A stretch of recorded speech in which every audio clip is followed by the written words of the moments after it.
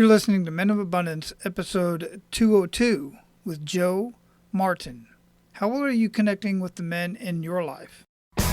Welcome to Men of Abundance, the podcast for those looking to level up their lives by hanging out with some of the greatest leaders and established professionals in our community, living a life of integrity, honor, and the abundance mentality. Prepare to pay it forward with your host, former Army medic turned lifestyle entrepreneur, Wally Carmichael.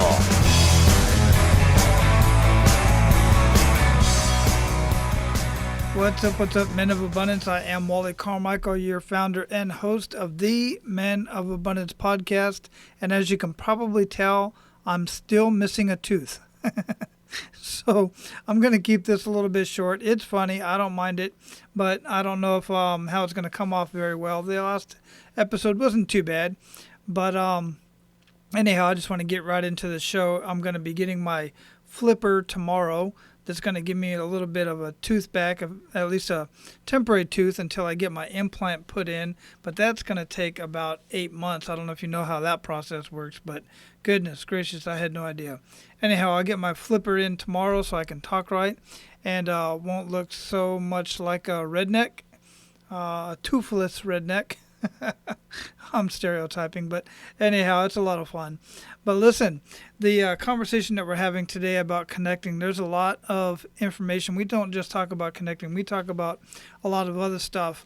But I just think it's so important for you to connect with your kids, connect with your spouse, and just connect with men in your community so that we can be a much better community wherever it is that you live in the world.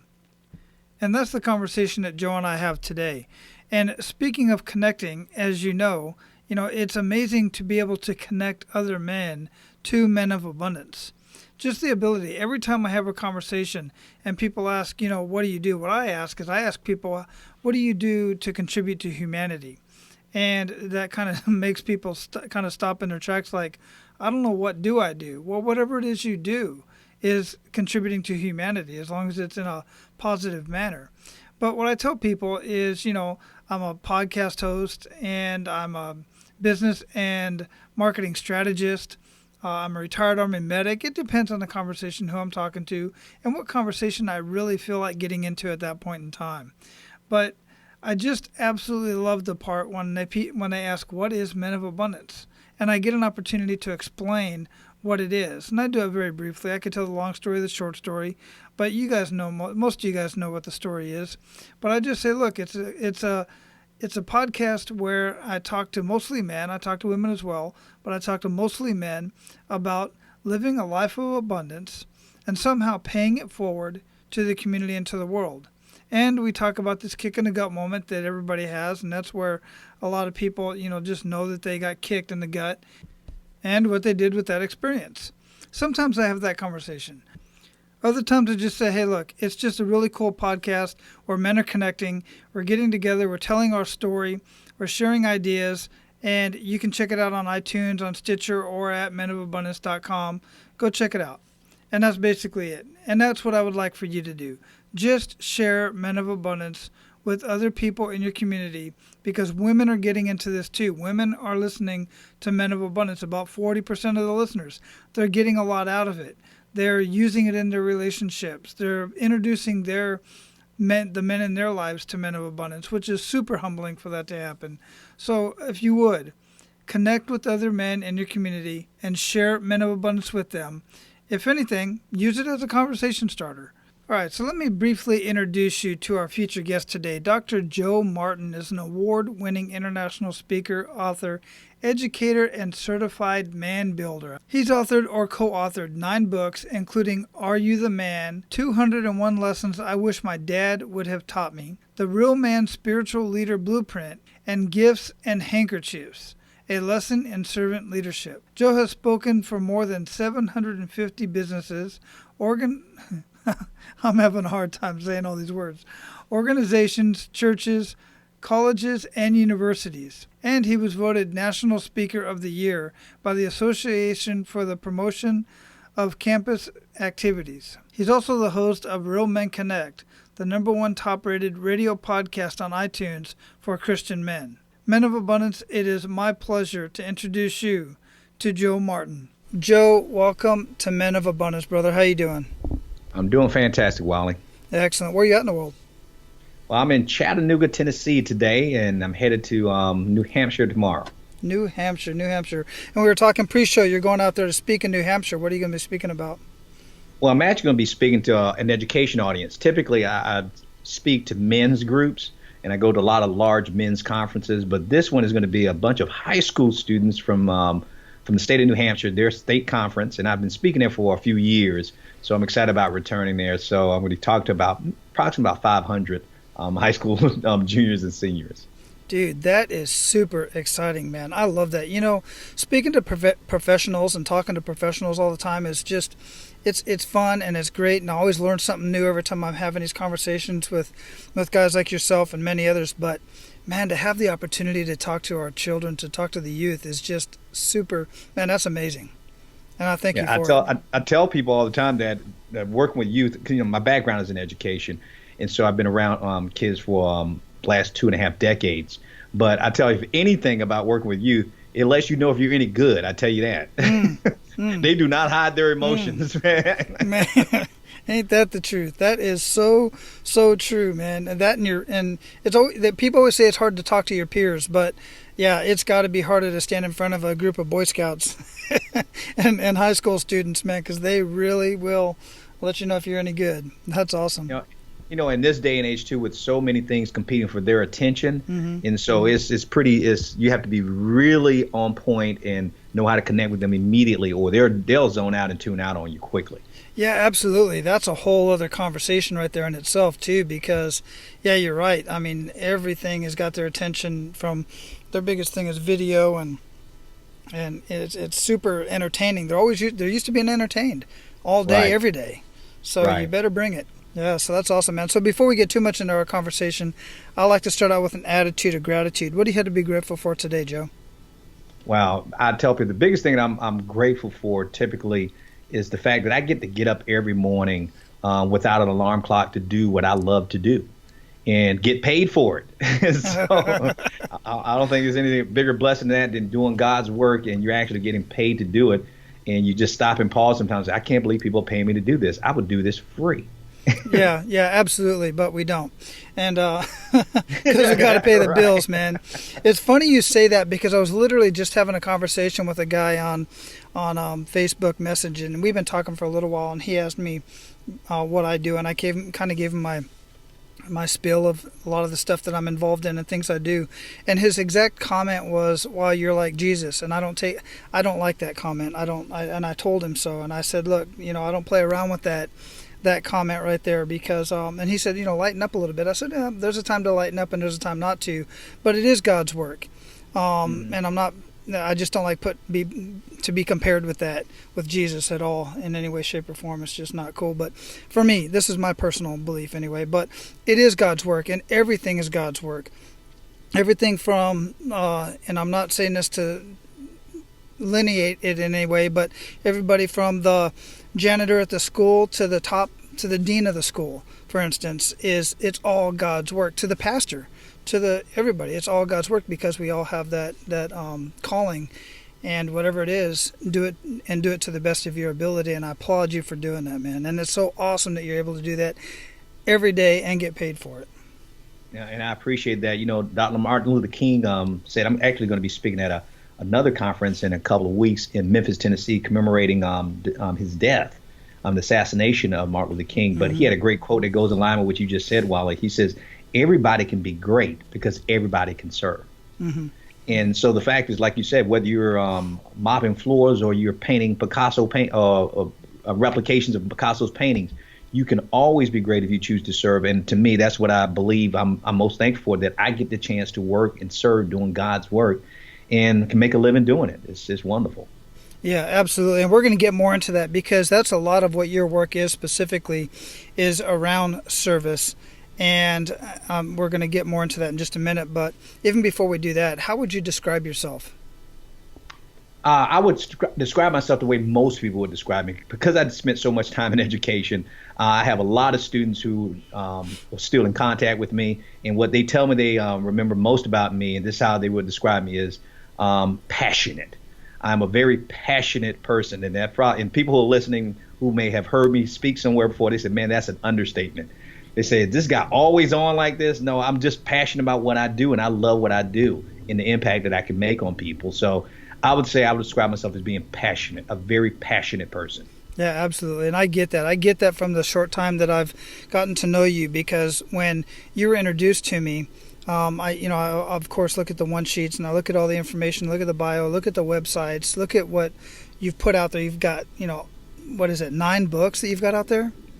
Well, at least either co-authored or authored about 9 books. Yeah. So much going on, and I mean, man, if you got that much content out there, you got to be super passionate about what you're doing. Because, guys, if you've never created any sort of content, any book, blog, podcast, or anything of that nature, just know that so much time and research and heart and long nights goes into this type of stuff. So.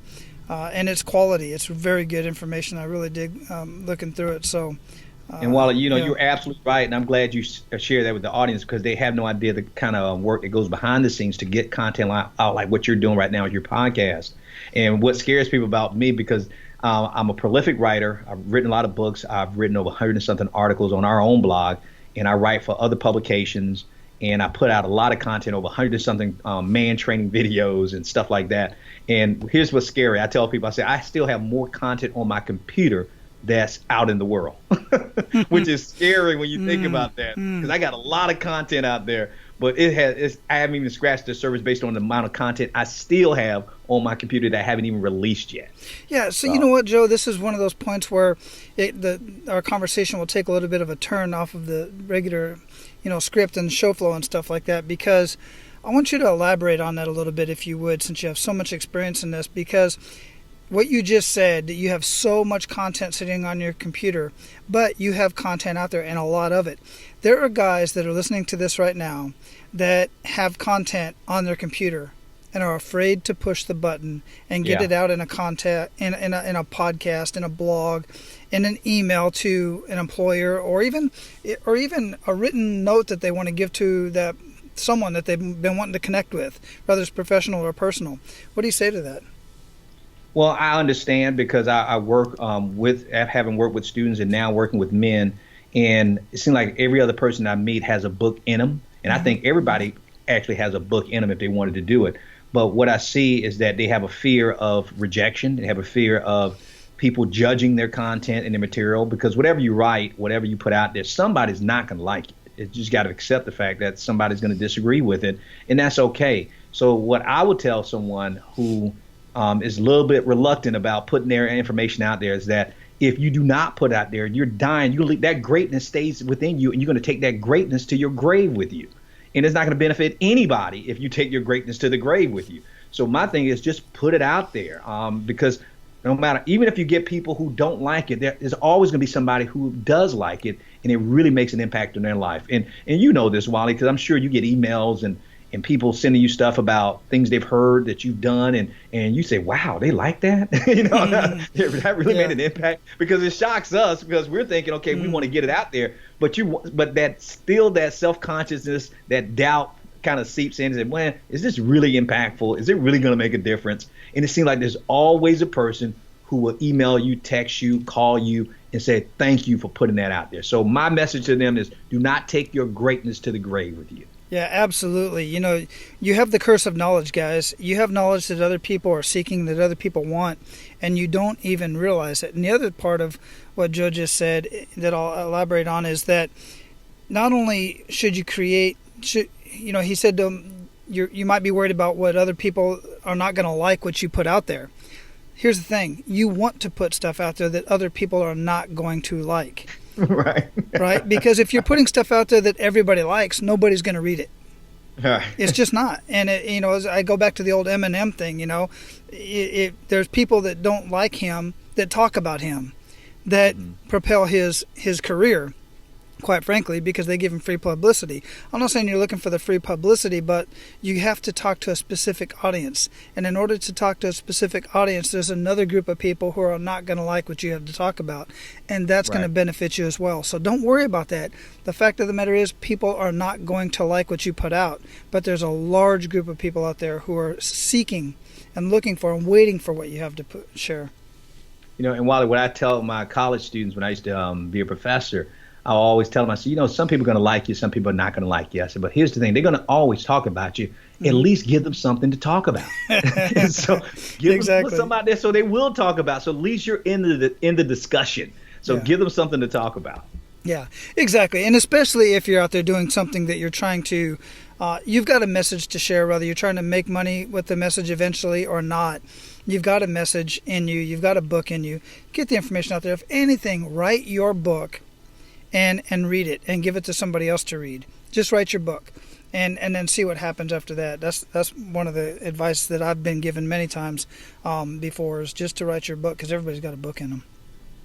People always ask me, because I work with speakers, authors, and coaches and consultants of how to get their content out there, because they see how much content I put out there.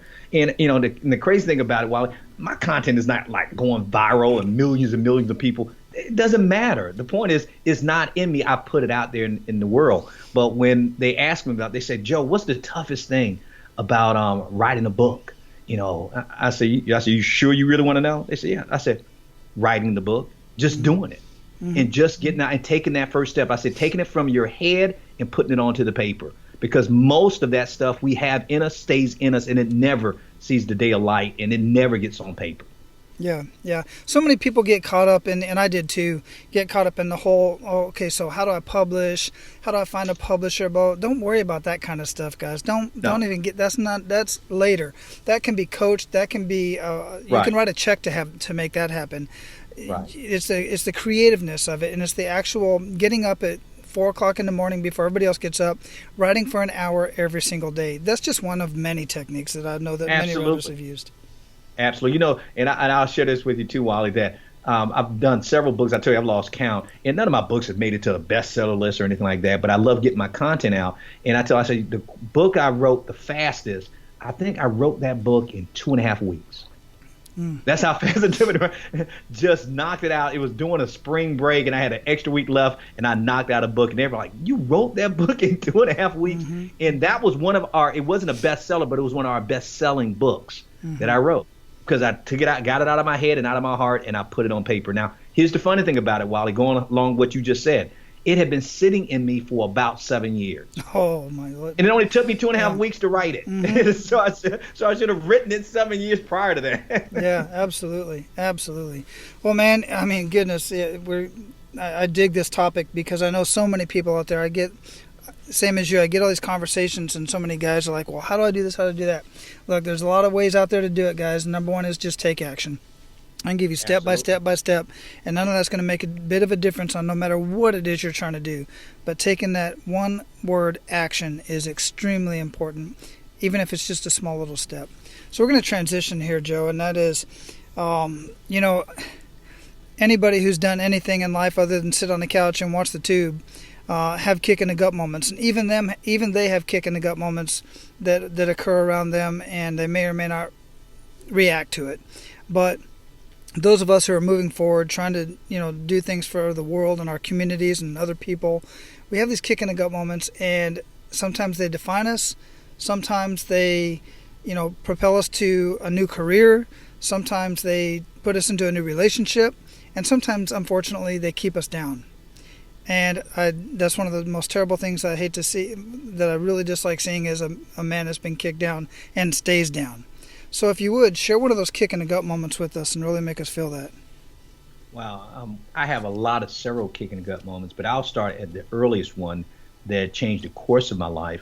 I didn't mention anything to the listeners about my background. I grew up in one of the toughest projects in inner city ghettos in Miami, Florida, in a place called Liberty City. And if their name sounds familiar, Liberty City, unfortunately, we're famous for a lot of things. Some were race riots that we had when I was a kid.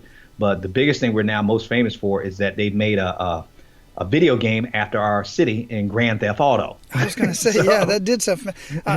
So they based it on our city. But my kick in the gut moment happened when I was growing up in the projects, because my mom was a teenage mother, had me at the age of 16. My dad left when I was only 2. And so we had pretty hard times. I mean, we were really poor. Matter of fact, we were so poor that my younger sister used to steal food just to feed us. And so the kick in the gut moment happened when I was being bused from Liberty City to North Miami. Now, I have to put this in context for you, that Liberty City is a huge inner city ghetto. That's why they made a video game after. I mean, there's 5 high schools and 2 malls. I didn't meet a white child till I was 12. That's when they were busing me to a predominantly white school. And I didn't even know we had South Beach in Miami until I went off to college. That's how isolated my life was. So I'm going to give you some context here. Wow. So I had not met a white child at this time, and I was getting ready to go to the 7th grade. And so they were integrating the schools, and they bused us to North Miami, to Thomas Jefferson Middle School. And I was really excited. I couldn't even go to sleep the night before, not realizing I was getting ready to get that kick in the gut. Well, I get to the school, and it seemed like it took forever to get there. And it's only like maybe 7 miles away, but it seemed like it was forever. And so we get to the school, and I'm all excited. I get to meet white people for the first time, all this stuff. I'm only 12. And I realized something when I walked through the doors of Thomas Jefferson Middle School. It was also, this was a kick in the gut. It was the first time I realized that we were poor. And some people think that's strange because they say, how could you live in a hood and not know you were poor? Because I was so isolated, I always lived around poor people. I just assumed everybody that we were all in the same economic situation. So I didn't know it was classified as being poor. I just thought most people didn't have anything, and only people who had stuff was on television. So I get into this school, and I'm watching, I'm looking, and it was very diverse because they're busing all these kids in. So I'm seeing white kids, black kids, Nicaraguan kids, Jewish kids, Latino kids, you name it. It's like the Rainbow Coalition. But I'm watching and I'm hearing the conversations that are going on in my school. And they're saying things that I can't even relate to. Like they had their own room with a door on it and everything, right? Because I'm used to living I'm sorry about that. I'm used to living in a small confined place. So the thing is, I'm not used to having my own space. And so they're talking about stuff like that, and they're mentioning that they have something called a microwave where they can put food in there and cook it instantly. So all these things are going over my head, and I'm really starting to question now my reality and questioning what's going on with my life. So the rest of that day, I was really depressed because here I am thinking, wow, my mom's been withholding all this information from me, and I was really depressed. So that was the kick in the gut. But watch what happens. I go home. My mom is home. And she sees me a little bit distraught, and she sees that I'm crying, that I've been crying. She says, baby, what's wrong? I said, Mama, why didn't you tell me? And she said, why didn't I tell you what? I said, why didn't you tell me that we were poor? And my mom actually thought it was kind of cute that her son didn't know we were poor. She said, baby, you didn't know we were poor? I said, no, Mama. I said, I didn't know. I said, but yet I go to this school and I see black kids, white kids, Asian kids, Latino kids, Haitian kids, Jamaican kids, all have more than what we have. And I asked my mom this question, and it changed my life. I said, Mama, why are we so poor? And my mom bowed her head, and I thought it was in shame, but I later realized she was praying. But she bowed her head, and I thought she was embarrassed to face me. But then she put her head back up, and she looked at me, and she says, baby, I don't know why we're poor, but it could have been something that I did or I didn't do. Now, if your listeners are listening to this, they probably missed the kick in the stomach. The kick in the stomach was the pronoun that my mom used, Wally. She said it could have been something that I did or didn't do. She used the word I. Now, why was that so important? Now, I didn't understand it at the moment, but it made a huge difference later on in my life because what she could have said that she didn't say. She didn't say, Joe, the reason why we're poor is because your dad left. And I was a teenager with 2 kids when I was still in high school, so I had to drop out to take care of you. She could have said that. She could have said, Joe, if you see my last paycheck, they're taking too much money in my paycheck, and I can't afford to live on this and take care of 2 kids. She didn't say that. She didn't say the fact that her mom died when she was 12 years old, and so she was raised without a mom to know how to take care of children. She didn't say that. She didn't try to blame it on the community or politics or the white man or whatever. She didn't point the finger at anyone but herself. And she told me this. She says, baby, I know that this doesn't make sense to you, but don't you ever accept this as acceptable. Never accept the unacceptable. She said, Joe, there's a lot of people who walk around in our community, including myself, and here she is owning it again, including myself, who never question our reality. We don't walk around asking why we poor. But she said, every once in a while, some kid like you grow up here in this hood, and they go around questioning what they see. And son, I'm telling you, never stop asking questions and never start looking for answers. But don't you ever settle for this. Never accept the unacceptable. Now, the reason why that was so powerful for me, Wally, is because anyone who knows me now, that my motto, I have a vanity tag on the back of my car, and the word is no excuse. And that's now, I'm almost getting ready to turn 50 years old, and I still use that motto ever since I was 12 years old, no excuse. And it's changed my life around from becoming the youngest professor ever hired to teach in the state of Florida at the age of 24, having my PhD before I was 30 years old, started my first business at the age of 22. You heard about writing all those different books, and getting to travel all over the world, training teachers, working with men, and reaching probably over 1.6 million kids across this country, having my own radio show, my own television show, appearing on a lot of different networks and everything, all because I believe what my mom told me that day, that I don't have to accept the unacceptable and make no excuse for my own failures. Wow, Joe, man, that one's touching. That one's touching. Seriously, that's amazing. Your mom's an amazing person for sure. Huge message there, guys. I don't have to elaborate on that at all. You get it. I know you do. You're going to have an opportunity to get in on this conversation in the Men of Abundance community. So I'd love for you to weigh in on some of that right there. But Joe, seriously, thanks for sharing that, man. Oh, no problem. I mean, I'm telling you, it was made the biggest impact on me as a child, because I was looking for answers. And what I realized, and this is really what I want the listeners to understand. Do you know if my mom, Wally, would have used one excuse for why we were poor, I would have probably used that excuse for the rest of my life. Of course. And it would have held me back for the rest of my life. But because she said it, and I was 12 years old and young enough to believe that what my mom's saying is the truth, she told me never make excuses. Now, here's the funny thing about it, Wally. My mom made many excuses before that moment. So I tell my mom, it wasn't the greatest parent in the world, but she had one great moment that reshaped the course of my life. And because of that, my younger sister, who I told you used to steal food just so we could eat, became the first doctor in our family.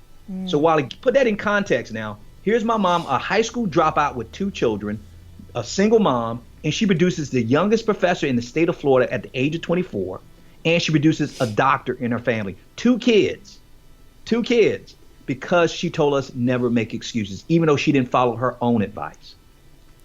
Yet there are other kids your age, there are other people your age still living in that same part of town. Absolutely. I know this because I'm the same way. Some of the guys know my background. I grew up in a not so great area as well in Southwest Phoenix, and some of the guys are still back there, but many of them moved on doing great things, But yeah, it all goes back to, guys, what we're talking about here is that self-talk and words matter. Words seriously matter, and if that story right there doesn't prove it to you, then I don't know what else I can tell you, man. So, Joe, what was the enough is enough moment? At what point for you in your life did things start to shift economically, spiritually, education-wise? How did that all come about? Well, I'm laughing now because I remember exactly when enough was enough for me. It's actually when I went off to college. Again, to give the audience some context to this, I was the first person in my family to graduate from high school. First, and I'm talking, forget about going to college, the first to graduate from high school. Yeah, me too. Yeah, and so in our neighborhood, I told you they were busting us out. In the year that I was graduating from North Miami Senior High School, we had about maybe 40 kids in our area who was supposed to graduate as graduating seniors. I was the only one who graduated on time, and I barely graduated. But the enough was enough moment was I never thought I'd go to college because I didn't think I was smart enough, because I barely graduated from high school with a 2.2 GPA, and I had very low SAT scores. So my thought was join the military. But when I decided I was going to join the military and I had talked to a recruiter, I noticed that some of my white friends, because none of my black friends were going to college, I noticed some of my white friends, I would ask them, what you going to do after high school? And they said they're going to college. And Wally, what I couldn't understand is that I knew my friends, and I'm thinking, they're not even that smart, right? I'm like, how are they going to college? And Wally, this is so embarrassing, but this, I tell people want to know why I went to college. And usually you give people answers like, oh, because I wanted to make a difference and I wanted to reach my full potential. No, let me tell you the reason why I decided to go to college. I had this deductive reasoning that was crazy. I said, wait a minute. All my friends, my white friends are going to college and none of them are smart. Okay, I said, wait a minute. Now, I'm dumb and they're dumb. But they're dumb and they're going to college. Maybe I'm dumb enough to go to college too. That was my rationale, right? I'm telling you the truth. It makes sense to me, man. I thought that made perfect sense to me. I said, maybe I just might be dumb enough to go to college. So I went to my recruiter and told him that I changed my mind about joining the Navy. And I said, man, I think I want to go to college. And he tried to talk me out of it. This when enough became enough. Right. He said, Joe, I wouldn't do that if I were you. I said, why? He says, Joe, because Joe, I'm not trying to be mean, but Joe, you're a good kid, but you're not college material. Because I heard that a lot. And I said, well, sir, I know that, but I'm looking at my friends and they're not college material, but they're going to college. He said, yeah, Joe, and I get that too, but your problem's a little bit more serious than your friends. And here's the moment. I said, what's my problem? He said, Joe, I saw your SAT scores. I'm like, yeah. He said, Joe, your scores are so low, they won't let you drive by college. Wow. That got me. When he said that, because I was a pretty good kid, even though I lived in a bad situation, I never got in trouble, never got arrested, didn't do drugs. A lot of my friends sold drugs and did drugs and gang bang and all that other stuff, but I was a pretty straight and narrow kid. So I was very respectful. But when that man told me that, I lost all respect for him. And I told him, I said, dude, you don't know me. I said, because it's one thing somebody that you don't believe you can do something, but when somebody tell you that you won't do it, and that you can't do it, it's like something in you jumps up that, like you said, that enough is enough. I'm like, you know what? I'm going to show you. And so I decided that I was going to prove him wrong.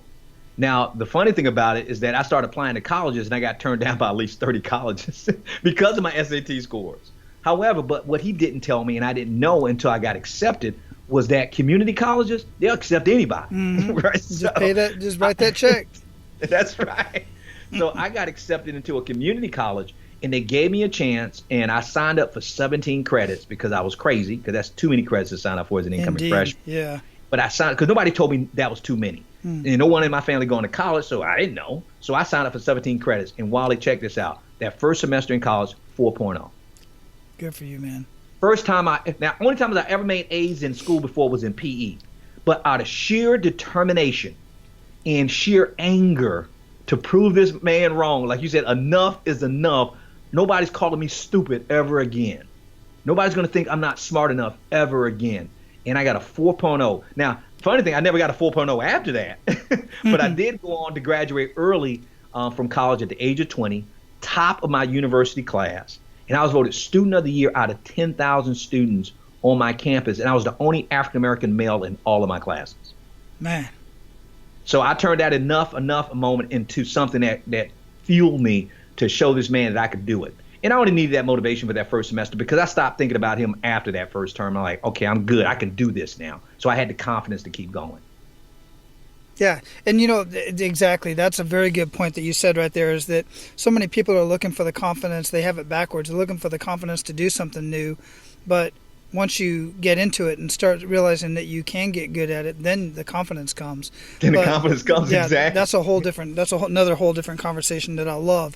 I'm glad. I just wanted to point that out, guys, because you got to take that action again. Action is what is the cure for fear, and from action is when you gain the confidence. But right. The 30 declines to colleges could have stopped you right there. It would have stopped most people. 5 would have stopped most people.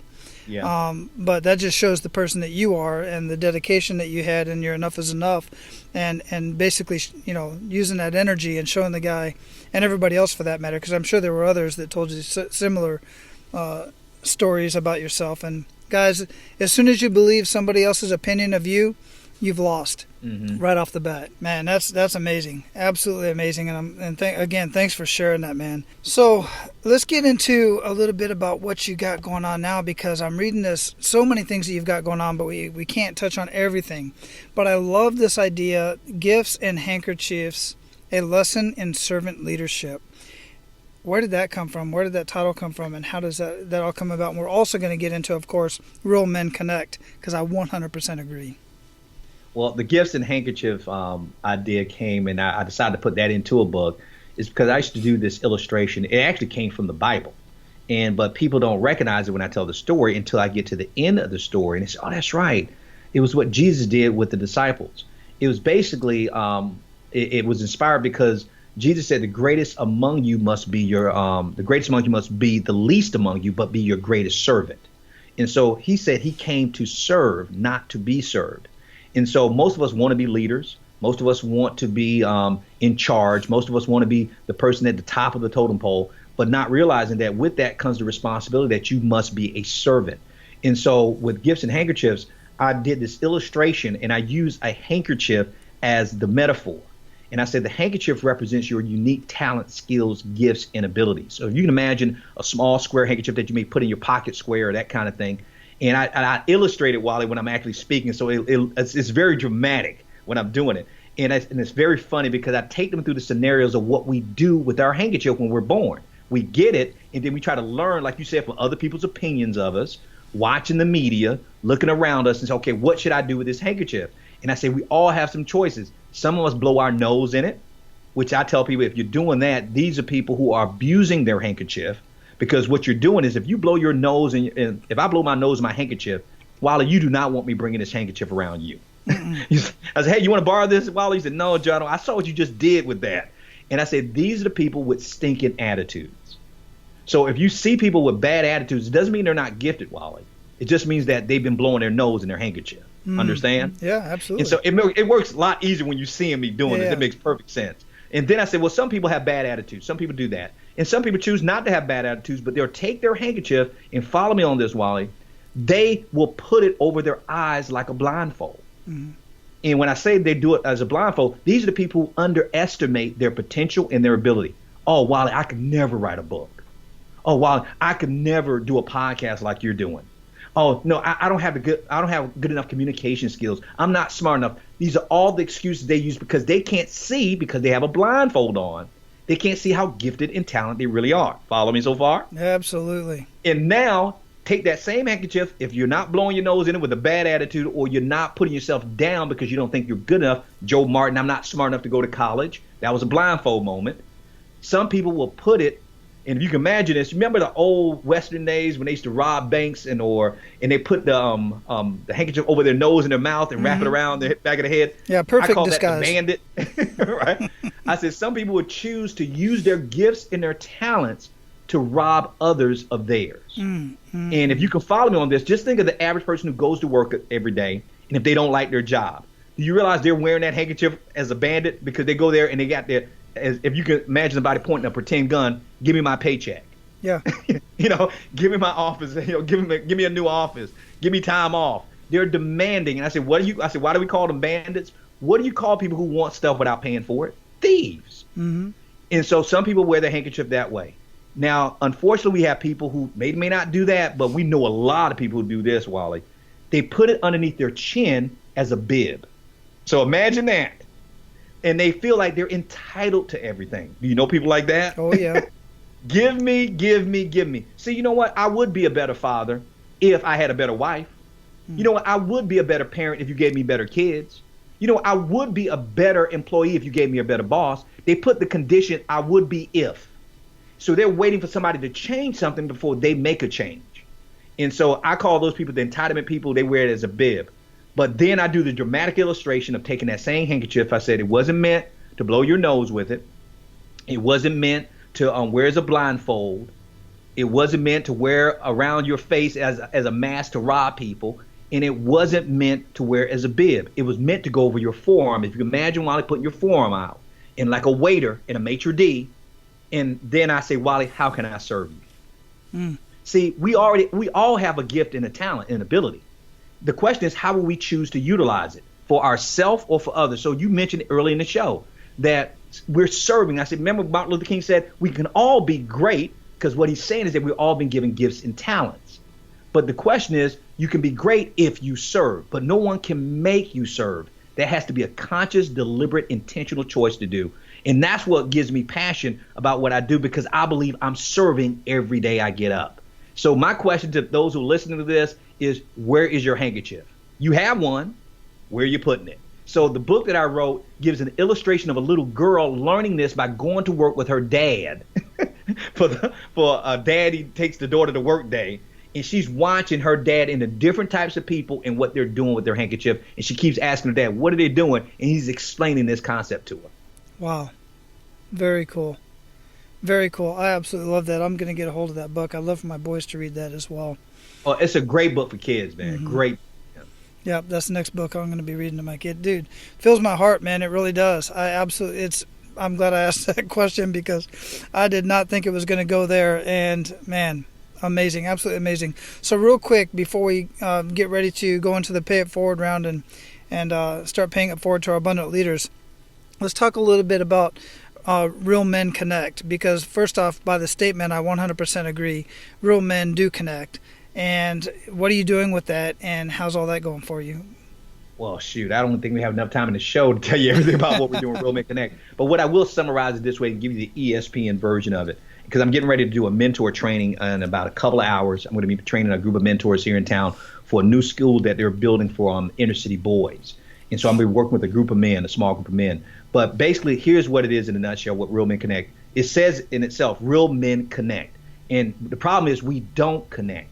And as real men, we suffer because we don't connect. Because if you go into any room, I don't care where you go in this country, go into any room, Wally, and if there's a group of men in it and you ask them this question, how many want to be successful husbands, successful fathers, successful leaders in your home? How do you want to have a great marriage and be a great steward of your finances? And you go through a whole list of being successful at anything, being a champion at anything. 100% of men, I've never seen an exception to this, 100% of men will raise their hand and say, yes, Wally, I want to be that. I want to be a successful husband, father. I want a great marriage. I want to have a great life. And then here's the question I ask right after that. 100%. Okay, by a show of hands, how many men in the audience that you had a man in your home who modeled that for you? Crickets. Right. And typically now you're talking about I've been to every state at least twice, 4 different countries, and I've done that experiment. And Wally, you ready? This is sad. When I've done that and did that straw poll, do you know less than 10% of men raise their hand? Mm-hmm. That's why we launched Real Men Connect. Because real men have not had the connection with men who are older than them, fathers than them. Because I told you, my father abandoned me when I was a kid. So most men did not have that role model, that mentor, that coach to show them how to be a man. And what ends up happening is when we didn't have that connection with our father, and if we don't make another connection with another man, it doesn't have to be your biological dad, but it needs to be a connection with another man. It does. And if we don't have that connection with another man, typically what ends up happening is we start overcompensating, just surviving, and we're treading water. We're imitating, and we're trying to pretend as if it doesn't matter. And what we're finding out with the divorce rate over 50% is that it does matter. And most men don't set out to fail in life. But what happens is that they're afraid to admit, I didn't know how to be a man. And I'm the poster child for that. Mm. Yeah, absolutely. And guys, I want to point a few things out to you. We're not just talking, this has nothing to do with demographics. This has nothing to do with, race or any of that. Right. Many of you had men at home, but they were not connected. They come home, turn on the tube, drink a beer. They were not literally involved in your life. And the other point to that is, my belief anyway, and looking into some of these recent with a lot of the kids that are going out and even the kids shooting people up and even the bullies at school, they don't have real men in their lives. That's one thing that they all have in common. They don't have real men in their lives, and they don't have these groups of men that they can sit down and call them on their BS and point them in the right direction and give them the encouragement that they need to grow up and be real men that are respectful to women, respectful to elders, respectful to their teachers, and in the school system. The school system does not have enough men in the school system. We need to start injecting ourselves into the school system, at least as volunteers and being part of many of these programs. My personal belief. Thoughts on that, Joe? Absolutely. And Wally, you just touched on a point, and I just, I keep forgetting that I just assume everybody knows who I am and they've been in my audience. But you just said it, that this is not a demographic thing or economic thing. And get prime example. I told you every state at least twice, 4 different countries, 90% of my audience is white. You hear what I just said? Yeah, yeah. So when I'm asking in that straw poll, that most of my audience is Caucasian. And so this has nothing to do with race or demographics or economic situation. And this also includes the church. And so predominantly my audience is typically white. And so it has nothing to do with race. And what I'm realizing, just what you just said, no matter where you go, if you see a man struggling with something, whether it be in his marriage or something, if you dig down to the root of it, there's a lack of connection with another man who was pouring into his life. Because think about it this way, Wally. We met a lot of men. We met a lot of people. When was the last time you ever heard a man ever in your life say this? You know what, Wally? I have too many great men in my life. I need to cut some of them loose. No one, ever. I need to get rid of some of them, man. I don't need this many great men in my life. Why do I have so many? I've never heard a man in my whole life ever say that, which implies that you can never have enough. And so my job at Real Men Connect is to make sure no man has to walk alone, that he's going to not only have another man to connect with, but also brothers that he connect with, more than one man, and he gets to pick and choose who he wants to do life with. Yeah. And most of us had or have just the opposite. Men that are not real men in our lives, right. Wanting to go out, to the strip clubs and wanting to go out to the bar every night and all this other kind of stuff. That's just disruptive to everything that we truly want in our lives as men and being successful men. So, Joe, brother, we're at the point where we are going to pay it forward. You ready to do that, man? Sure I am. Ready for it. Let's go. Awesome. So share with our abundant leaders 1 to 3 actionable steps that they can take today. All right. I would start. The first action step is, I would say, start your day off the right way.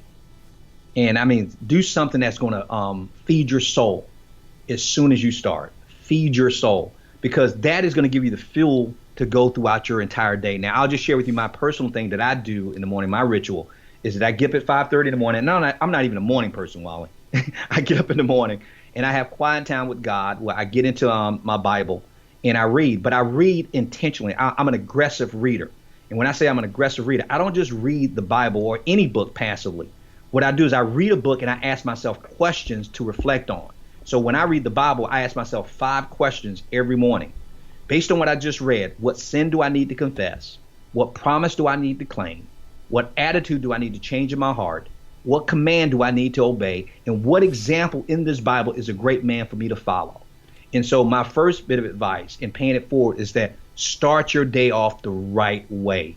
And then the second thing I would say, an actionable step, is have a right order to things. Now, what I mean by right order, if you show me, I deal with a lot of men. A lot of men's lives are in chaos. And I tell them, they said, Joe, they come to me because they want to get their lives in. They want to master life balance. And they want to say, Joe, you do all these things. How do you fit it all in? And you're not losing control of your family and your life. And you still have a life and you have a personal life and all this other stuff.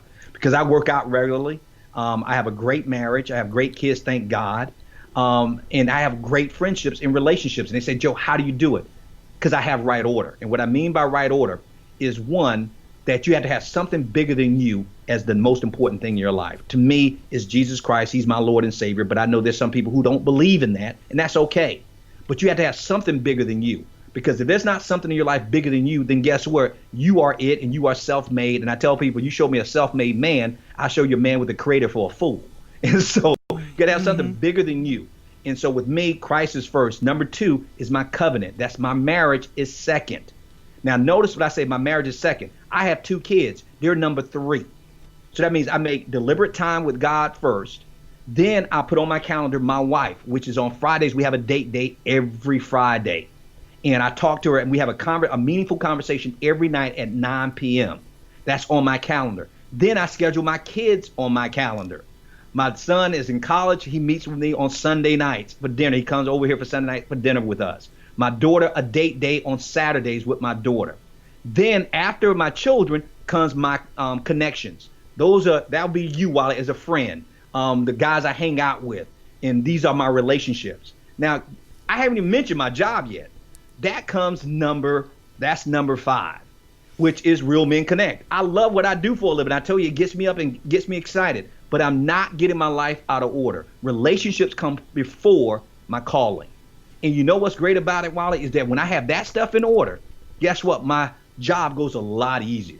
And here's the third thing that I would say is an actionable step, and we already mentioned it before, is to adopt your own, I'll call it your own anchor, or your own, how can I say, your own motto for living. You heard mine earlier, no excuse.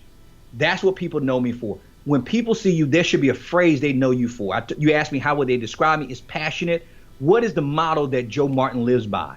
No excuses. Everybody has to have something that they live by. I'll tell you, my wife is, she owns a fitness business. We run a fitness studio. And my wife's motto is that she's known for is nickel and dimes. And people say, what does nickel and dimes mean? She believes that the little things matter. So if you be faithful in the little things, the big things will take care of themselves. So she always says nickel and dimes, nickel and dimes. But me, no excuses. So get your own motto and live by that. That's how I would pay it forward. Wonderful. Absolutely amazing. You mentioned a few of your habits already, but what other habits make the biggest impact in your life, Joe? I would say it's a quote that I give to my students on the last day of class. This one I was teaching full time. And I would give them a quote of the day every day in class. But the last quote of the day, they all would be on the edge of their seats because they're thinking, if this dude's been giving us quotes every day, he must be saving the best for last. And they're absolutely right. So this, I would say, make the biggest difference in my life and probably will be put on my tombstone under no excuse. And this is I actually stole this from Napoleon Hill. He said, if you want to be successful at anything, it is very easy. Watch what most people would do in a given situation and do the total opposite. I love that. Molly, I love it. I do too. Watch what most people would do in a given situation and go in the opposite direction. Yeah. and people say, and I tell them it's kind of scary because 9 times out of 10 you're going to be more successful than the average person. And one of my students asked me one day, he said, well, Professor Martin, what about that 10 time? I said, well, you're going to prison, but it's worth the risk. Now, I like my 90% chance of success. Yeah. Absolutely. I dig that, man. So what are you reading or listening to that you would recommend to our abundant leaders, and why? Well, the book that I'm reading right now, I would recommend it. I don't know if they actually would read it. And it's called Humility. And I'm trying to remember the author's name. Mahaney. I can't remember Mahaney's first name, but he spells his last name Mahaney. And it's about true greatness. Humility, and the subtitle is True Greatness. This book is just blowing my mind because it's getting me to look at it from a servant mentality of being humble, that if you really want greatness, you have to be humble. And no one who ever achieved greatness is ever going to be a person who is going to be looking down on people. And I say I would recommend it, but I don't know if they want to read it because it's not going to give you how to become, make $1 million or how to start a business. It's going to teach you about looking at your attitude and your posture and how you respond to people. And so that's a book that I'm actually reading it twice now. That's how good it is. Yeah, I dig that. Those are the type of books I like to get into. Joe, what do you feel holds most people back from living a life of true abundance? I think you said it earlier. They let other people define who they are. They define themselves by other people's opinions, by what they do as opposed to who they are. And I will use me as a personal example. That when people always ask me when I'm on a plane, and I'll be on a plane tomorrow, they'll ask me, what do I do? And so they're defining me based on my profession. But that's not who I am. I'm not what I do for a living. I'm who I am, defined about who created me. And so my identity is found in what God calls me. So I think what's holding people back is that they let others define them. They let their friends define them. They let other people's opinions define them. They even let their professions and their bank accounts, in their homes and their possessions and all this other stuff define who they are. That's not who you are. And so I think that's what holds people back. Absolutely. Excellent answer. So what does living a life of abundance mean to you, Joe? It goes back to what I said about what I'm grateful for.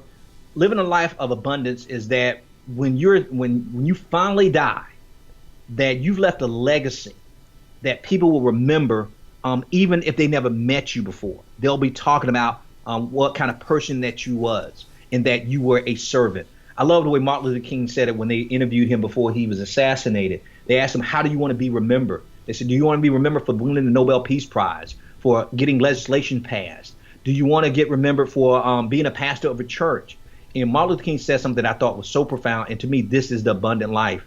He says that, no, when I die, I only want them to put on my tombstone, he helped somebody. And that, talking about the understatement of the of the century. You think? Yeah. And so that's what, to me, that's true abundance, when you have lived your life in such a way that when people hear about you, they say he helped somebody. Think about this. We think of the top of any profession. We think, let's look at Michael Jordan as being the top of his profession. My thing is, what will they remember most about Michael Jordan? The fact that they said that he was the greatest basketball player on the planet. I don't want to be remembered for that. I don't want to be remembered for what I did. I want to be remembered for what I did for other people. Does that make sense, Wally? Yeah, absolutely. It does to me. And so I want to be that. So I'm sure if you interview Michael, he will tell you, I don't want to be remembered for being the greatest basketball player on the planet. Because that was great for you. But what did it do for other people? Now, I may have inspired them to become basketball players, but I'm 5 foot nothing and 100 and nothing. Mm-hmm. But I want, and last time I checked, even Martin Luther King was under 6 feet tall. But I want to be remembered for what I did for other people. To me, that's the abundant life, leaving a legacy. Yeah, absolutely. And that's the difference in moving from success to significance and what I refer to as living an abundant lifestyle and living a life of abundance. Absolutely. Great answer. So what did we not talk about that you want to ensure that our abundant leaders get out of our conversation today, Joe? How to contact me. Excellent. Share it. Because that was the next question. Yeah, because I would say that because I work with a lot of people and I make myself highly accessible, even though people think, am I abusing this time? No, I have a framework that I work in. But I'm highly responsive to people who are reaching out to me because, remember, I run an organization called Real Men Connect. So what kind of man would I be if I didn't connect with you? So we're easy. It's easy to reach out to me and connect with me. All I have to do is go to realmenconnect.com, and all of my contact information from social media and everything is through that. And any link you click on that says how to contact me, I will personally respond back to you. So go to realmenconnect.com. Yeah, and guys, this website, realmenconnect.com. Absolutely beautiful website, easy to navigate. You get to see Joe. He's an amazing looking dude, for sure. and until you told me you was almost 50, you're right there with, I'll be 49 this year in May. You definitely look younger than I do, and that's that blessing of the dark skin, man. I just got to say that's from working in education for years. You're right. If you're around enough young people long enough, you start looking like them. Is that what it is? Damn, I'm in the wrong profession. That's what I need to do then.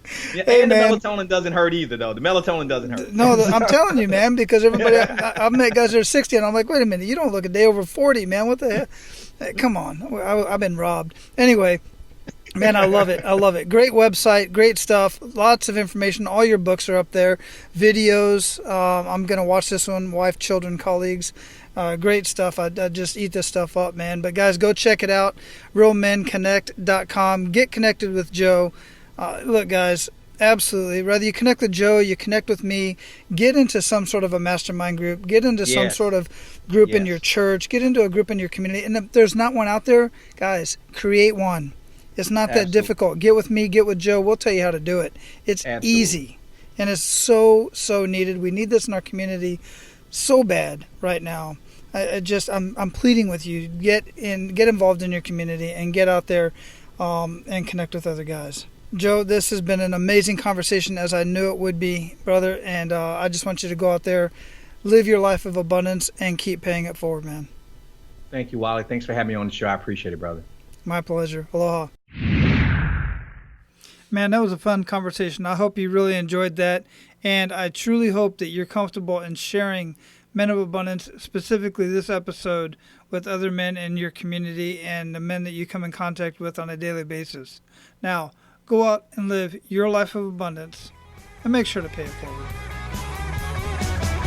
That's all for today, Abundance Leaders. For more about our guests and the powerful information we shared with you today, be sure to sign up for our mailing list at menofabundance.com. We appreciate your time and look forward to hanging out with you on our next episode. So until then, be sure to pay it forward and live your life of abundance.